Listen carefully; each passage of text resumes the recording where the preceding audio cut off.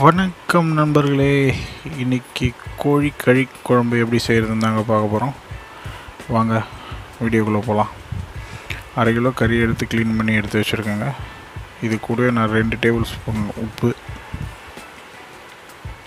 2 table spoon வெறும் மிளகாத்தூள்,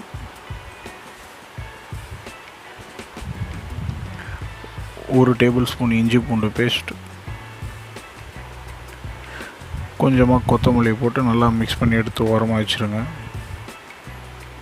இதுக்கு நம்ம ஒரு மசாலா அரைக்க போகிறோங்க.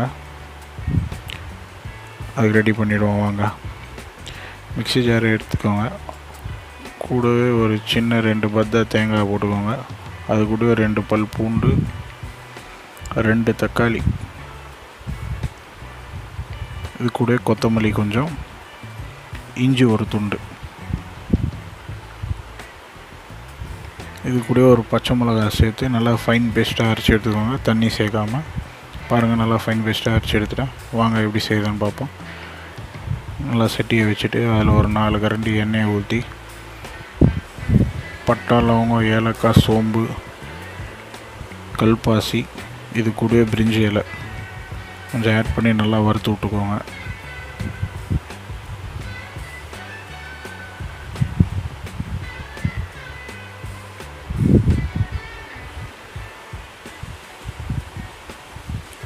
இது கூட கொஞ்சம் கறிவேப்பிலை சேர்த்துக்கோங்க. அப்புறம் நான் ஒரு 2 மீடியம் சைஸ் வெங்காயம் நல்லா பொடியாக கட் பண்ணி வச்சுருக்கேங்க. அதை சேர்த்து விட்டு நல்லா வதக்கி விட்ருங்க. வெங்காயம் நல்லா கண்ணாடி பதம் வர அளவுக்கு வதக்கி விட்டுக்கோங்க.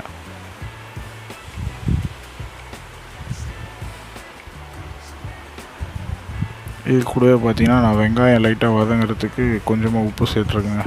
ஆல்ரெடி நம்ம கறிக்கே 2 ஸ்பூன் உப்பு சேர்த்துருக்கோம். உப்பு நீங்கள் எப்படி பார்த்து சேர்த்துக்கோங்க.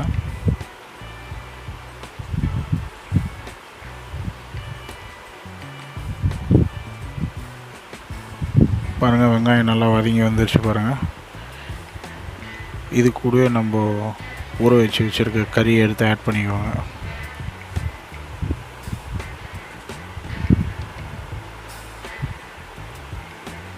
கறியை ஆட் பண்ணிவிட்டு கறியை நல்லா எண்ணெயிலே நல்லா பிரட்டி விடுங்க. நல்லா 1-2 நிமிஷம் வரைக்கும் நல்லா பிரட்டி விட்டே இருங்க.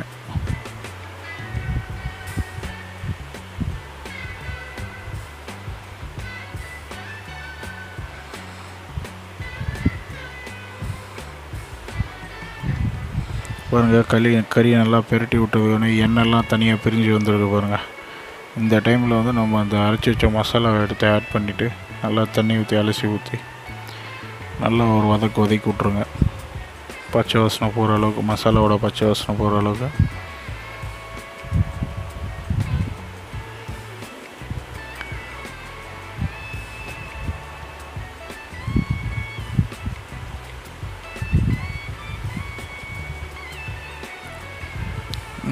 பச்சை வாசனைலாம் நல்லா போயிடுச்சுங்க. இது கூட நான் 1 டேபிள் ஸ்பூன் குழம்பு மிளகாத்தூள், 1/2 டேபிள் ஸ்பூன் ஒரு சிக்கன் மசாலா தூள் சேர்த்துட்டு நல்லா கிண்டி விட்ருங்க. நல்லா மசாலா வாசனை நல்லா பச்சை வாசனை போகிற அளவுக்கு நல்லா கிண்டி விட்டே இருங்க. பாருங்கள், இந்த அளவுக்கு கொதி வந்த பிறகு நமக்கு தேவையான அளவு தண்ணி ஆட் பண்ணிக்கோங்க. கிரேவி வேணுனாலும் கிரேவியாக அப்படியே வச்சுக்கலாம். நம்ம கொஞ்சம் குழம்பு வேணுன்றதுனால தண்ணி ஆட் பண்ணிட்டோங்க. இது மூடியை போட்டு ஒரு 5-10 நிமிஷம் வரைக்கும் மீடியம் ஃப்ளேமில் விட்டிங்கன்னா நல்லா இந்தமாரி எண்ணெய் பிரிஞ்சு வந்துடுங்க. நல்லா கறியெலாம் வெந்து குழம்பு நல்லா ரெடி ஆகிடுங்க. இது கூடவே நான் பெப்பரை கொஞ்சம் தூவி விட்டு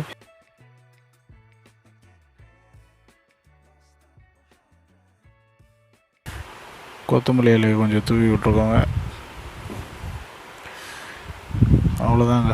இது இட்லி, தோசை, சப்பாத்தி எல்லாத்துக்கும் ரெடியாக நல்லாயிருக்குங்க.